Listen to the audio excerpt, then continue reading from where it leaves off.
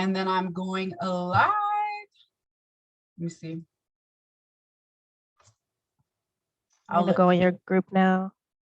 Yeah, it'll be in the group.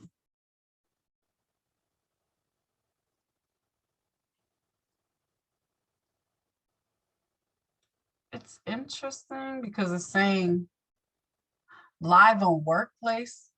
Oh, I'm clicking on the wrong thing. Me and technology, I tell you what.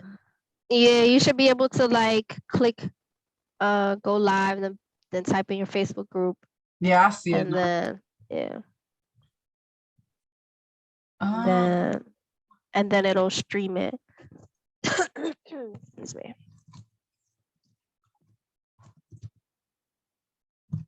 I'm just putting in a little description. You might have to edit it because sometimes what I noticed is when you stream it from Zoom, it doesn't show the caption in your group until like when the video is done, you might have to add the caption, re-add the caption in your Facebook group. Oh, okay, that's good to know.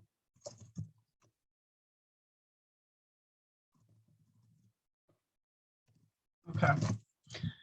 Share to, I hope I chose the right one because I have two.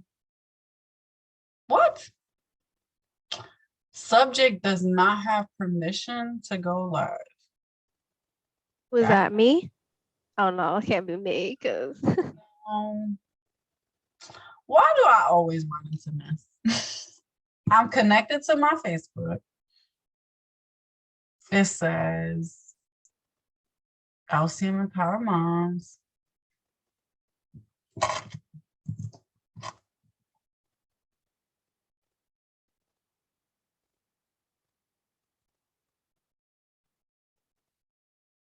Sorry, Iris. No, you're good.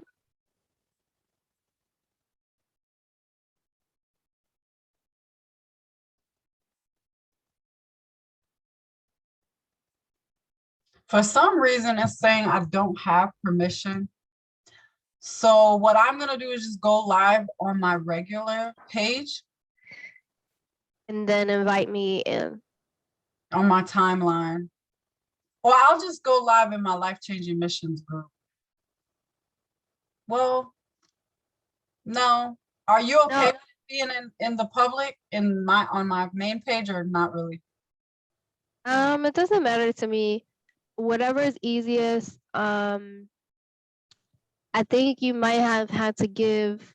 I know what you probably had to do. You had to give.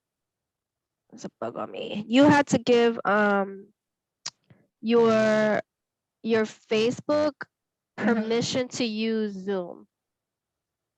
Is what that was. You gotta give Facebook permission to use Zoom. I forget how to do it. I'm gonna ask my friend for the directions and I'll send them to you. But try. I've done it before though. That's the thing. I've been live before. I've done it from Zoom. Yeah, I've done this streaming thing, but I did it on my regular page, and so I don't know if it's because. So just try a regular page now. See what happens. Let's see. Yeah, that's actually working now. We're live. Got it. Live. Awesome. Hey. I'm gonna go ahead and share it to the actual group from here. Okay. I'm super excited. Thank you, Iris, for being here. Thank you so much for showing up for the group and for being willing to talk about your beautiful book that you wrote, because that's what today is all about. We're talking about healing my 4 bodies. Please introduce yourself. Tell everybody who you are and all the amazing things that you're doing for the community. Awesome. Thank you so much. Thank you for allowing me to be a part of your community and for being able to share my gifts on your platform. I really appreciate it. I'm all about women supporting women, so thank you.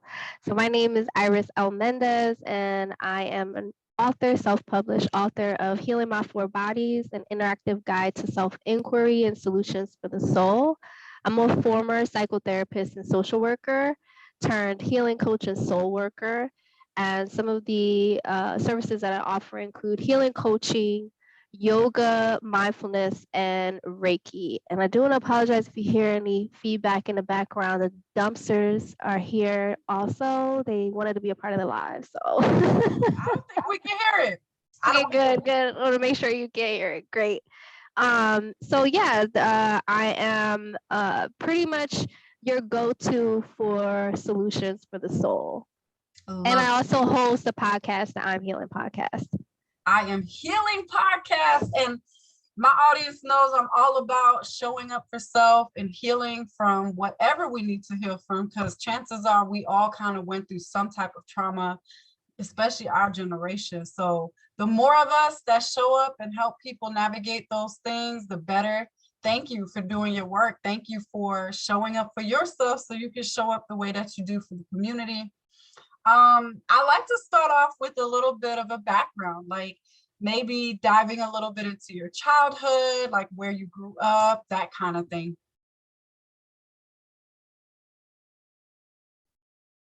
Uh-oh, we can't hear you. Can you hear me? Yep, you're back. Okay. I was born and raised in Camden, New Jersey, what I like to call humbling beginnings. For those of you who are not from the East Coast, growing up, for me in Camden was always deemed like the most dangerous city. Oh my gosh. But for me, you know, I grew up with my mom. I grew up with my two sisters. Eventually, my family eventually grew. You know, I had a lot of hardship, I would say, growing up, trying to find out who I am.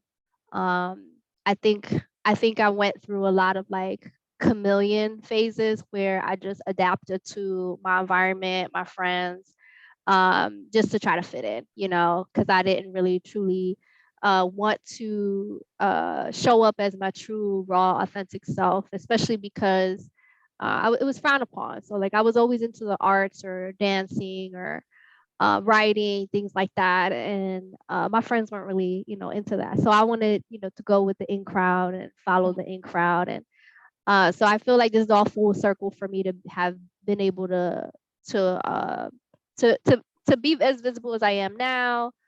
Even having a podcast, like I never thought I would have a podcast. You know, to be a host, if you will, to be an author. Like these are all things I feel that are tapping back into that inner child energy, because I am a very like kid-like. I'm a Sagittarius, so I'm very free-spirited. But yeah, that was pretty much my upbringing. I did really well in school. Was a teacher's pet, and I got away with a lot of things. But I also was very like I struggled with being able to regulate my own emotions. So I was in a lot of fights. You know, you looked at me wrong, we squaring up. I had Napoleon complex, I would say, especially because I had an older sister at home who was like, if I find out that somebody hit you and you didn't hit them back, when you get home, I'm fucking you up.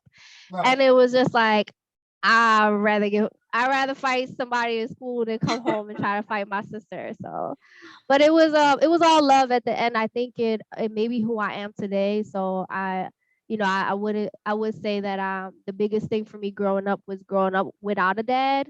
I think that for young girls, it's really important, especially for all the moms out there. It's really important if you have children, whether they're male, female, non-binary, but for little girls specifically, in my experience as a psychotherapist and working with families, and in my personal experience, it's really important for a female to have really, really solid male influences in their lives. And that is a piece that I lacked growing up.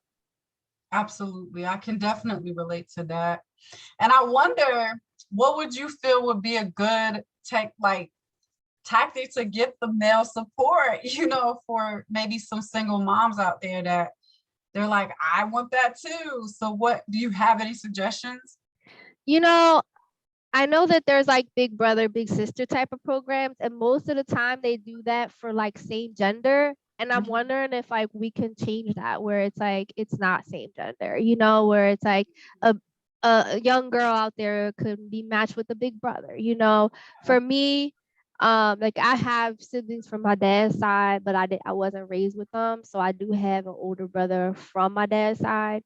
Right. Um, I think it would have been a good experience for me to have that more masculine energy.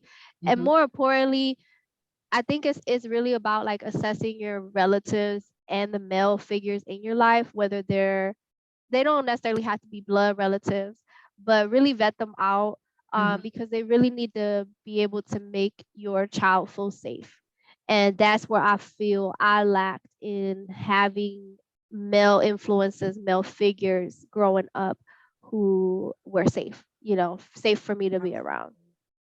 This is such a great point that I didn't even really expand on, that as a mom, we do the best we can, especially as a single mom, but to actually go out of your way to set these things up for your child is actually really a great thing to put some effort towards, rather than just thinking you have to do it all. Maybe outsourcing some things and finding the right male to be in your child's life is just a part of the process of being a single mom. So that's a good Mhm. point that you're making. I think for me, like I always glorify my mom because it was like she played both roles for me, Right. even though I, there were, different, men in her life who were in my life. They were always positive influences, and so for a while I would go to my mom and say happy Father's Day, mom, like. Mhm. And then once I became an adult, and once I had the experience of like being with somebody who had a child, Yeah. I stopped doing that. I stopped doing that because I realized my mom was never my father. Yeah. My mom, she could never be that. She could never play, she could never replace that role, what that role is supposed to be.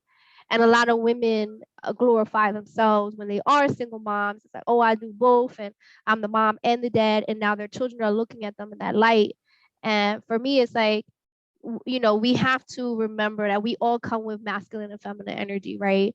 Right. And so the dominance of the masculine energy sometimes comes from that male figure if you're in a heterosexual relationship.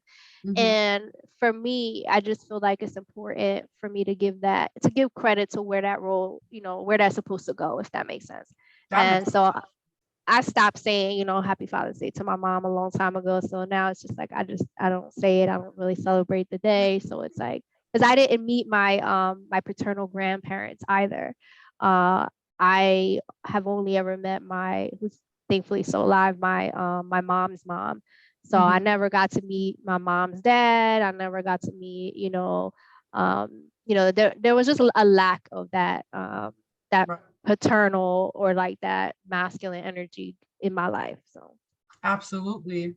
Thank you for sharing that. I can definitely relate being raised by a single mom also. For me, it was so extreme that I had her walking me down the aisle at my wedding while my dad was actually there mm, because for a long time he wasn't in my life. And so I had this chip on my shoulder and like, well, you didn't earn this spot, and looking back now, I still don't know what decision I would have made, but I can see how deep this really goes as far as not having the male for those young mhm. women out there. And I mean, of course, young males too, but I feel it does affect a woman a lot different. And it's something to talk about. We could probably go on to this. Yeah, I'm like, little girls need their dads. Little girls need their dads. That's what I'll say. Absolutely. So, yeah, that's a good point. So, growing up without that, how do you feel that like shaped you in a sense, like as you were growing into adolescence and things like that, or seeing your friends with their dads, like did that affect you or did you suppress it? Like how did you navigate? I don't think I realized that it affected me at the time. I would say it wasn't until afterwards, obviously as an adult, navigating, because I left my house when I was very young, 16, 17. Me and my, like I was about to get emancipated from my mom. Like there was just a lot in the household for me that I wanted to run away from. Mm. And even like going away to college for me was literally survival. It was a roof over my head. It was education, of course, that I wanted, take away besides the loans. But for me, it was I think I started to realize it once I started to go through a lot of psychotherapy as an adult. And so I'll be 35 this year, and I've been like in and out of psychotherapy, individual outpatient therapy since I would say my freshman or sophomore year of college. And Nice. it all stemmed around, always stemmed around relationships, and stemmed around like the partners I chose, the people I was attracted to, the people who were attracted to me. There were patterns that I saw in relation to just choosing people who were toxic, similar patterns as my mom, so to speak. But it took me a while to recognize it, and I'm still noticing certain things and certain patterns, certain things show up, and I'm like, oh, got to take that to the journal, got to dissect that, got to take that to the therapy session. Nice. Because I would say it has impacted me like overall. So, but I'm definitely in a more self-aware space than I've ever been now to know it. I think I also struggled a lot with abandonment issues in relationships, because I didn't have my dad there, and because of how that relationship just was, it just was a turmoil, if you will, at a very young age. And just being in certain spaces as a child where I was put in places where I couldn't trust the caretakers because I was left unsafe. So all of that, like, I had to process in therapy. I had to dissect, I had to recognize, and more importantly, if I'm dating or if I'm in a relationship, I have to recognize triggers and trauma responses, and not react to the person, and remember that it's coming from within. So that's something that I'm now navigating now, as far as like how it's impacted me. So Wow. First off, thank you just for being vulnerable and for sharing that part of you, because like you're pretty much saying that that awareness was all that made the difference. Like being aware of your triggers, being aware of how you're responding to them, and then also coming up with solutions over time, and that it is a process, and that you're yes. willing to dive into that journey. Like, where would you say was the onset where you were like, enough is enough? Like, I need to start. I know you said you started therapy way back in college, but do you feel it was a constant journey, or was there a time period where you were just showing up, but you weren't showing up? Correct. Yeah, that's exactly what it was. For a long while, I was showing up but wasn't showing up. Mm-hmm. And it wasn't until I would say maybe the summer of 2011, where so like, as far as like healing for me goes, I would say I started therapy right way before 2011, Mm-hmm. but I wasn't doing the work. I was just showing up. So I wasn't identifying these patterns. I wasn't identifying these cognitive distortions or things that showed up. I wasn't processing trauma, like none of that. And it wasn't until I would say so I graduated 2011. So graduate school was 2014 when I graduated. So it wasn't until 2014 that I would say I actually started to like show up. And that for me is kind of like what my journey has been in full, which is why I like called my book Healing My Four Bodies, is Mm-hmm. because I literally went from the four bodies: physical, mental, emotional, and spiritual, in order to like navigate healing. And I'm still navigating healing to some respect for all four bodies. And I think we all kind of do in our lifetime as we journey through new experiences, new situations that we have to heal from. And so in 2011, I remember the moment for me where I felt it in my body, because we hold it, all this stuff, we hold it in our body. I was Absolutely. unhealthy, I was overweight. I hated shopping for clothes. Going up the stairs was like, I couldn't even go up the stairs. And it's crazy because now I live in a complex where I go up 3 flights of stairs multiple times a day. So I'm good now. But Wow. back then, like, I remember being at the park with my niece and nephews, and I couldn't keep up with them. And I was in my mid 20s. And I was just like, something got to change, something got to change. So it started for me from the physical, physical lose weight. Let me get this weight off of my body.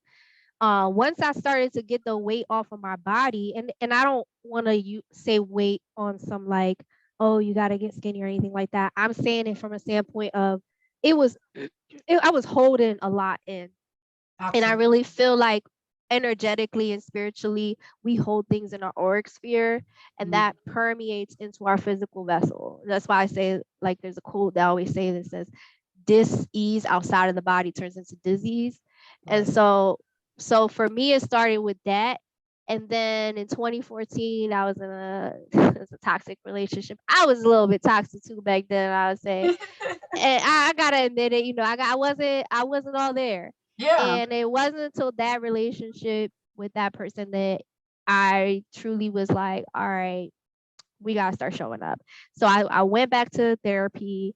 And at this point, I was finishing my graduate degree in social work. So I was like biased and too proud, like, hold up, how you gonna need a therapist and you in school for social work? And so I had to get out my own head, in order for me to step into the office and be the client. Right. And that's when I started to really process emotions, right? Our feelings.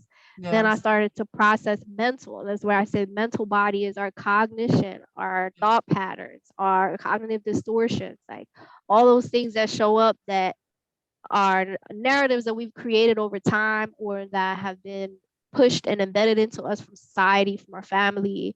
Yeah. And then, from there, it transferred into working on like the spiritual self and really trying to find myself from a spiritual self, like leaving the Catholic Church, all of this stuff. For me, that's kind of like how the journey transitioned. And I would say it was over like a 10-year span of like really working on myself through each of those vessels. Wow. That's so beautiful, though, that you can go back and see the different stages of your healing process and also say, yeah, I'm still in the process, and I think that is for everything, because we evolve and our perspectives change and we look at the world different every stage that we go in. So with this whole showing up versus showing up, for the people out there that's like, maybe they've already started and initiated seeking resources and they feel stuck. Like, what do you feel had to happen for you to like, or how would you even define what it means to show up? Because it's one thing to come to therapy, which that in itself is hard. So kudos to everybody that does this already.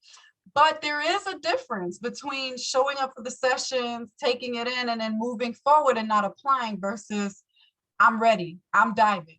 So if you can kind of talk on that and define that, or maybe even give some parameters, okay, this is what really needs to happen for you to see the freedom. I think the most important thing, especially for people who are seeking support for themselves to heal, if you're looking into psychotherapy, one of the things I would say is you have to have the right provider and the right fit. And sometimes that means shopping around for the right fit. And I've had plenty of therapists over my lifetime, some that I've, stayed with for 2 years, some that was 6 months, some that was just 5 sessions, Same. And it's like, it has to be the right fit. And if you're not feeling challenged coming out of those sessions, if you're not feeling like wheels are spinning, patterns are, making sense, or the therapist is giving you homework, like whatever the case is, if you don't feel like you're growing, then it's time to probably find a new provider. That's number one. I think the real work happens when we are immersed in experiences in our lifetime. So like, let's just say somebody wants to like heal patterns in relationships, for example. You can't heal patterns in relationships if you're avoiding relationships. And that's the reality. So I know a lot of people who will be like, oh nah, I'm working on myself, and nah, I don't really got time for nobody, and I gotta work on myself. And it's like, I hear you, but you're and there is some truth to that to a certain respect, but at what point do you tell yourself, okay, it's time for me to learn about myself through my interactions with other people? Because that's really when those trauma responses show up, those Yep. triggers show up, that mirror image and mirror reflection of the other person really showing you in certain respect. Like those moments where we on the phone with our mom and we're like, oh, we so annoyed with her. We got to really ask ourselves, okay, all right, dang, what am I annoyed with myself about her? Like, how is this mirror image of me, Wow. and how is this showing me? Maybe it's not a mirror image. Maybe it's just a fear of you turning into that person. Like, there's so much that goes into Yeah. just the dynamic of being in an experience with another person, whether you're dating, whether you're in a relationship, whether it's just friends. A lot of Yeah. people isolate themselves during Friendships. this time. And it's like, I just went through my first adult friendship breakup. So, Mhm. it's like you really have to immerse yourself in society, immerse yourself in the people that you're probably trying to avoid. Mhm. uh, I think for me, journaling helped a lot, which is why, like, in my book, there's different there's like space for you to write. Like, I give a story, I give a question. Yeah, exactly. So there's space for you to write, because I'm asking you a question. It's all about self-inquiry, which is what I learned when I did my yoga teacher training. And it's all about really asking the self, like, oh, hold up, what's showing up here? So that's why for me, journaling has always been another piece, because I Mhm. think there's power in the subconscious mind and being able to write Mhm. things out. And even like, one of my friends bought my book and she was like, yo, page 7, question number 2, that hit different when I gotta write it Oh, down. And detail. I'm like, right, like there, so that's what all that to say, vet your providers, make sure it's a good match. Don't isolate yourself too much from people to the point where now you really just anxiously avoiding Yeah. things and people and yourself. Right. And journal, write. If you don't like writing, then keep a video journal, or audio journal. Idea So, blogging. Yeah. right. That's some good advice. And I definitely can attest to that because essentially it's also about knowing yourself enough to know what is the next challenge. Because if being alone for a social person, maybe that's for them, and taking that space to analyze themselves. But then there's a time to get back out there or start that process. And a lot of times people do avoid and they get complacent. And I think that's the key, is not being complacent, whether it's with picking a provider. When that time expires, you have to have enough courage to end that and find something else that's going to Mm-hmm. challenge you. And there are seasonal things for us. So it's not that these providers are bad. I mean, some are, but it doesn't mean that necessarily, but it's important for you to know what's going to serve you, because everybody doesn't serve everybody. And I think that goes back to knowing thyself and taking the time, what you mentioned, asking yourself a lot of questions, and also like noticing the triggers, noticing your reactions. I think that's really the key, is noticing yourself and not Mm-hmm. just consuming information such as right now, but really taking that with you, doing the journaling and giving yourself that space to process and reflect. And I think that's where people fall short. And I think it's important to also add to that, to do it from a place of self-grace, compassion, and patience. Absolutely. Because even with my healing coaching clients now, they'll notice something, but then I also see them shaming themselves because they notice something, or judging themselves because they notice something. And it's like, but you notice, like you didn't notice this 10 years ago. You didn't notice this 5 years ago. You didn't notice this last week. Great. And this is a part of the process of Yeah. knowing thyself, like you said, to be able to do it from a place of, and this is where my mindfulness hat comes in. The quote by John Kabat-Zinn, where he defines mindfulness as paying attention to a particular thing on purpose with non-judgmental openness. And it's Yes. right. So it's like when you see that pattern come back, when you see that shame, not shame, but when you see that, whatever it is, it's like, tag, I'm still doing that, or tag, that still bothers me. Right. Like you're judging yourself by saying, you're judging yourself with that tag, like, how come I'm not healed yet? Like, and it's like, you have to be patient with yourself, give yourself grace, give yourself compassion, because, and we really have to honor our baby step moments, the progress, even the littlest progress. We really have to like I'll normally have maracas near me, so you gotta like bring the maracas, you gotta give yourself yes, you have to, like, you have to. I'm so big on that also. Like, I have this thing with my clients where we talk about the wins for the week. What were your wins? I don't care how small they were. You stopped yourself from lashing out. That's a win. Let's go. You woke up 10 minutes earlier. That's a win, So I think that's super important in the healing journey, because once we become aware and we realize we're actually on our path, we are like super like, oh, I can't wait to get to this and that. But that's a never ending story. So there'll always be the next. And so the only real way to embrace this journey is knowing that and just being okay with that and celebrating the wins and the moments. And I love that, being objective, of course, and taking the emotions out of it sometimes. That can be hard, but that's what needs to happen. So yeah, that's self-judgment, self-blame, self-shame, self-guilt. None of that serves us. None of it serves us. Then you took the words out of my mouth. None of it serves us here.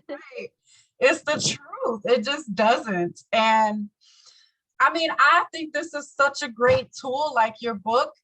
And I can't wait to dive in, because we will be hosting a book club. And so for everybody out here that wants to purchase and be a part, if you want to tell a little bit more of the details of this book and why it would benefit the people and how this can really serve them. Yeah, definitely. Thank you again for letting me share this on your platform. So it's for those of you who want to know the thickness here. There you go. See, shalote. But is a purpose behind it all.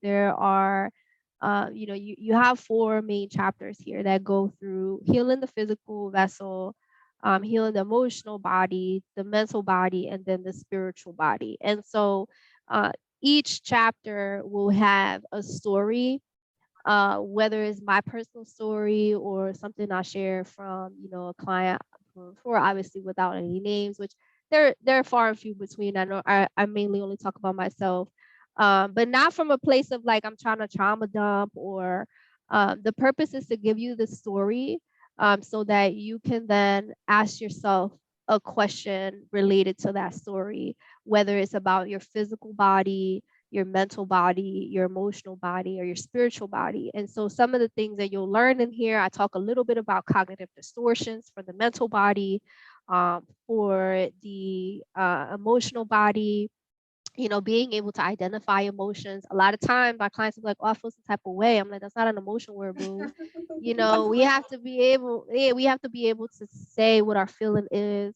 Yes. In here, you'll also have like a wellness assessment sheet or questionnaire, which is what I personally use with all of my clients when we are discussing goals, to be able to navigate all the components of wellness, environmental, financial, sexual. Like, there's so many different levels to it that we really need to tap into them each. And then towards the end of the book, which is my favorite chapter, the spiritual body, I kind of dive into my personal beliefs with using like plant medicine work and working with a shaman and different things that, moon rituals, things like that I recently started in like 2020 that truly helped to catapult some of my healing and help me to like put certain things in perspective, and ultimately help me to recognize like some of the experiences or repeated pattern experiences I was having in my life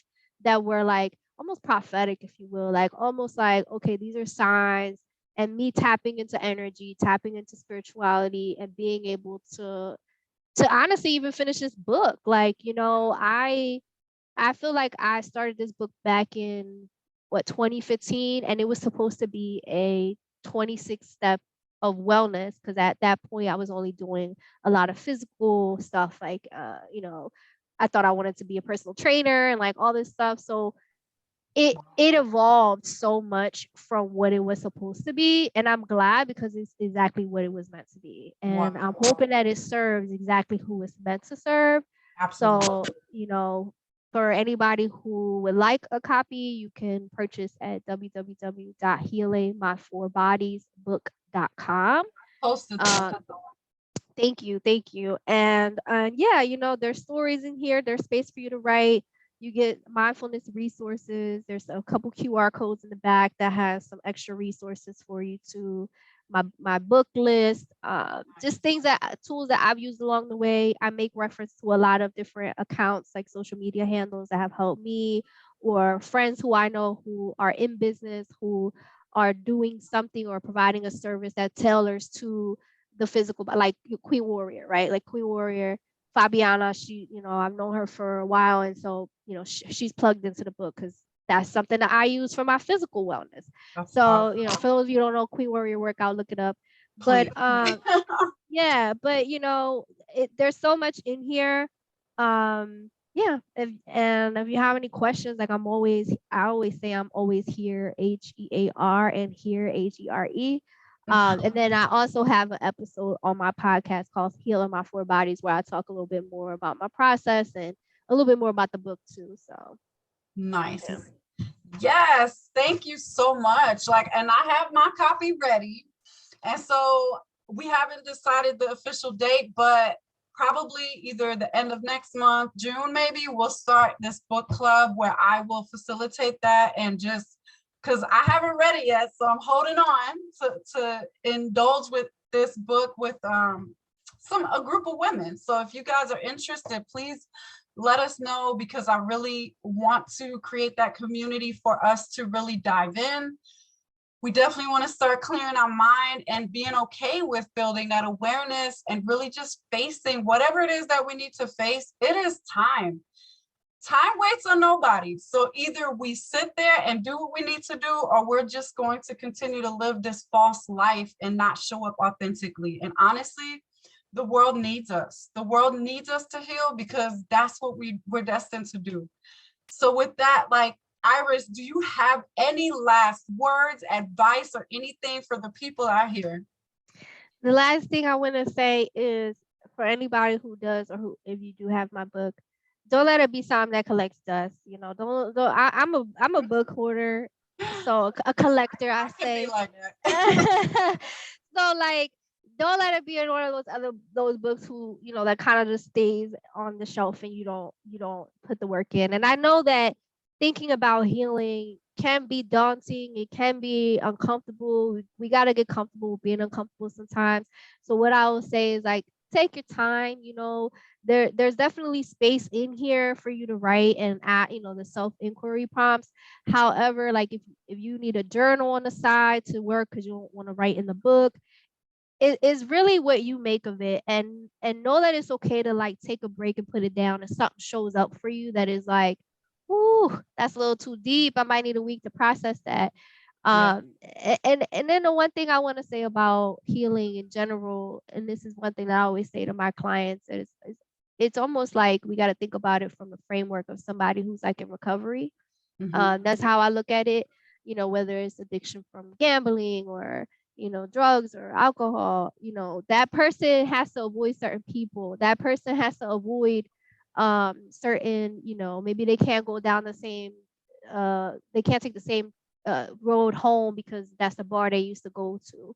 And so remembering that, like, healing is always that kind of process for us, no matter what you're healing from. You know, certain things will show up for you that you didn't even know was a trigger. Sometimes you can't even pinpoint what it was. It could be internal. It don't necessarily have to be external. So always give yourself patience, grace, and compassion, because you're never where you were. You know, you never where you once were. So give yourself credit for that. as far as the healing journey and process goes. That's beautiful. That's beautiful. Reflecting on the past and seeing how far you've already come and how much you've already done. So that's a beautiful way to end this segment. For all of you that are interested, that's a part of why I decided to create a community around it, because it is challenging. And if you have support or other women that are maybe facing similar things, then you'll have access to that through this experience. So if you guys are interested, hit us up, click the link, purchase your book for starters, flip through it a little bit. And honestly, when we do start the book club, I do want it to be flexible enough to where we might take a break and maybe take some time to dive a little bit deeper before we move on. So it can be a flexible process. So for everybody out there that's ready, we're holding space, and Yes. we will be around soon. So y'all just look out for more information and more things, and just keep doing what you're doing.